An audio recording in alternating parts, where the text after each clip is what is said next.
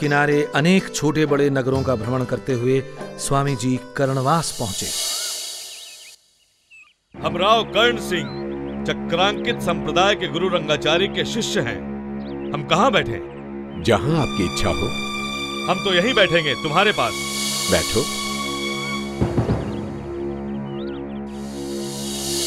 लेकिन मस्तक पर यह तिलक क्यों लगाया है?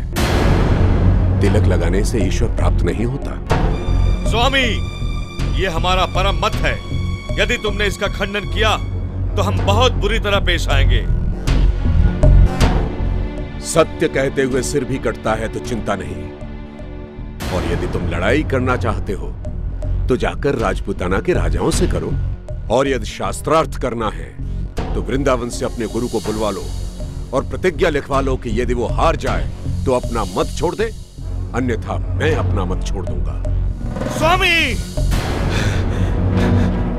हम चाहें तो इस तलवार को तुम्हारे पेट में घुसेड़ दें, लेकिन हमारा सन्यासी धर्म हमें इसकी आज्ञा नहीं देता। महर्षि दयानंद ने नगर नगर ग्राम ग्राम घूमकर शास्त्रार्थों के द्वारा अपने प्रतिद्वंदियों को परास्त किया।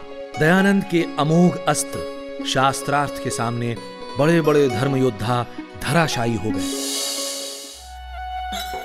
मुरादाबाद में राजा जय कृष्णदास की कोठी के ये भग्नावशेष प्रत्यक्षदर्शी हैं उस ऐतिहासिक शास्त्रार्थ के जो यहाँ पादरी डब्ल्यू पार्कर और स्वामी जी के बीच हुआ था। ये शास्त्रार्थ 15 दिनों तक चला था। इसमें अनेक विषयों पर वाद विवाद हुआ था। इस शास्त्रार्थ की विशेषता ये थी कि इसे स्वयं वहां के कलेक्टर ने आयोजित किया था। वहां उपस्थित अंग्रेज ये देखकर दंग रह गए थे कि एक सन्यासी राजनीति शास्त्र पर भी धारा प्रवाह बोल सकता है। वागर्थः प्रतिपत्तये जगतः पितरो वंदे पार्वती परमेश्वरौ। आज मैं दयानंद से इन मूर्तियों को भोग लगवा कर ही उठूंगा। वेदों में मूर्ति पूजा का प्रमाण तो दीजिए। मूर्ति पूजा का प्रमाण? आप लक्षण के लक्षण बताइए। लक्षण का कोई लक्षण नहीं होता। जैसे आटे का आटा नहीं होता या दूध का दूध नहीं होता। लक्ष्य का लक्षण होता है। लक्ष्य का क्या लक्षण होता है ये आप बताइए।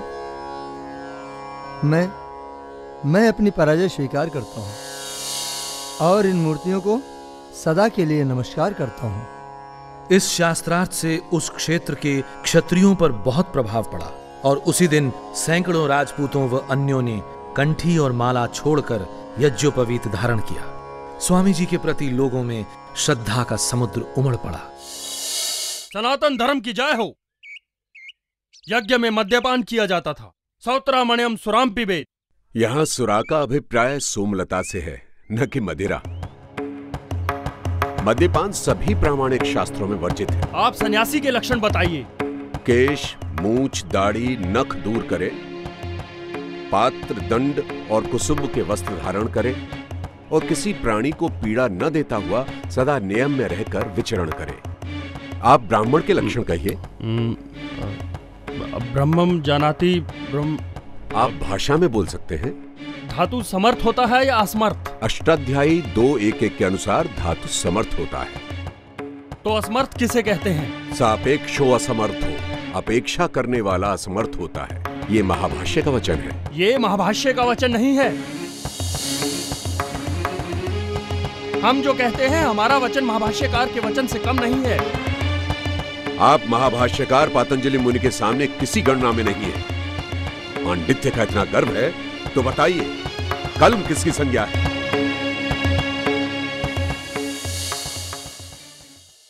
क्या आप महाभारत में विश्वास करते हैं? हाँ। एक भील ने द्रोणाचार्य की मूर्ति बनाकर उसकी पूजा की और शस्त्रों का अभ्यास किया और उसमें विशेष निपुणता प्राप्त की। इससे मूर्ति पूजा सिद्ध होती है। इससे मूर्ति पूजा सिद्ध नहीं होती है। एकलव्य ने यह कार्य अज्ञानवश किया। उसकी शस्त्र निपुणता मूर्ति पूजा का नहीं वरन सतत और सघन अभ्यास का फल थी। ईश्वर सर्वव्यापक है तो पत्थर में भी है, तो फिर मूर्ति पूजन में क्या दोष है? ईश्वर सर्वव्यापक है तो पत्थर में ही क्या विशेषता है? चेतन को छोड़कर जड़ की पूजा में क्या भलाई है? वेदों में यदि प्रतिमा पूजन की आज्ञा नहीं है तो निषेध भी कहां है? जब विधि नहीं है तो निषेध ही समझना चाहिए। कानपुर में दरगाही लाल के घाट पर 31 जुलाई 1871 को स्वामी जी और हलधर ओझा के बीच हुए इस दूसरे शास्त्रार्थ को सुनने कानपुर की 20-25 हजार से अधिक जनता उमड़ पड़ी थी। लोगों ने अपने घर की छतों और पेड़ों पर चढ़कर भी इस शास्त्रार्थ को देखा था। इस शास्त्रार्थ का कानपुर की जनता पर इतना प्रभाव हुआ कि लोग मूर्ति पूजा से विमुख होकर मूर्तियों को गंगा में प्रवाहित करने लगे।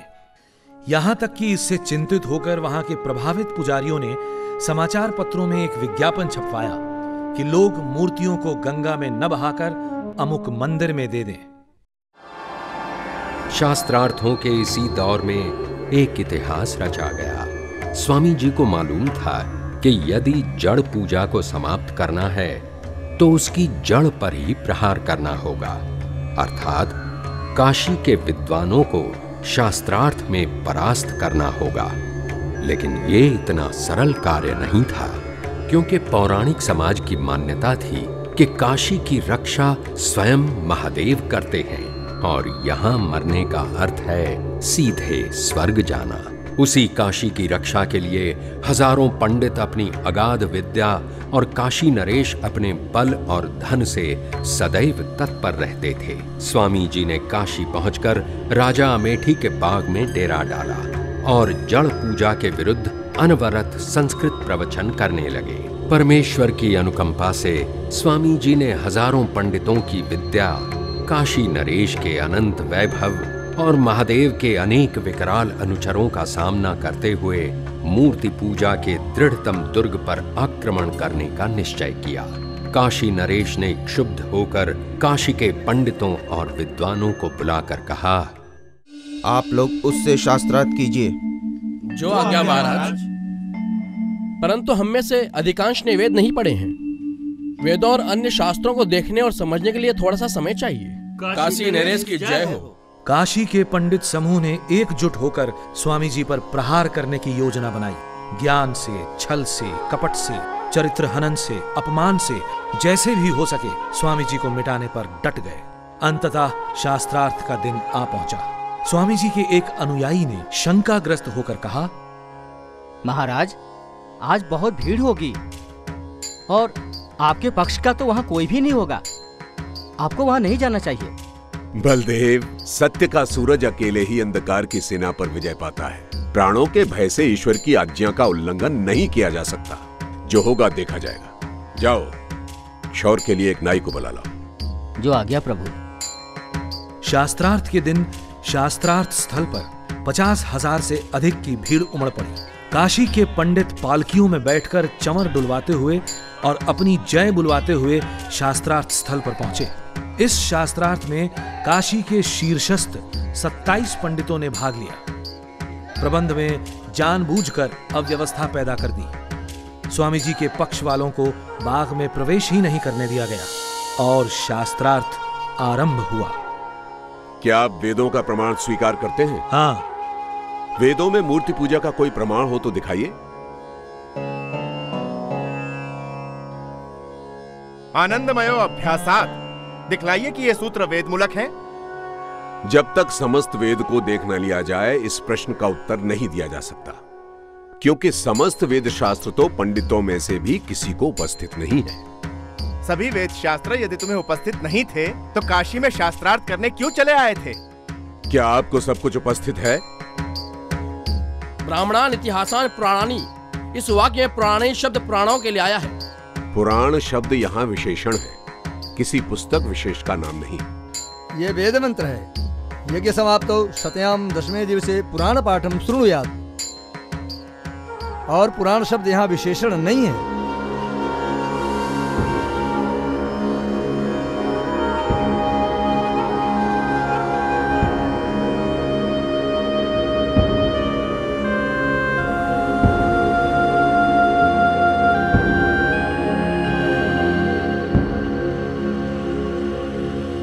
स्वामी जी उस तुड़े मुड़े पुर्जे के अपठनीय लेख को पढ़ने का प्रयत्न कर ही रहे थे कि ओ दयानंद हार गए, दयानंद हार गए। सब कुछ पूर्व निर्धारित योजना के अनुसार किया गया। पंडितों के गुंडों ने स्वामी जी को शारीरिक हानि पहुंचाने का भी पूरा प्रयत्न किया, लेकिन रघुनाथ प्रसाद कोतवाल की तत्परता से उन्हें कोई हानि नहीं पहुंची। उस दिन कौन जीता कौन हारा ये तो ईश्वर जानता है।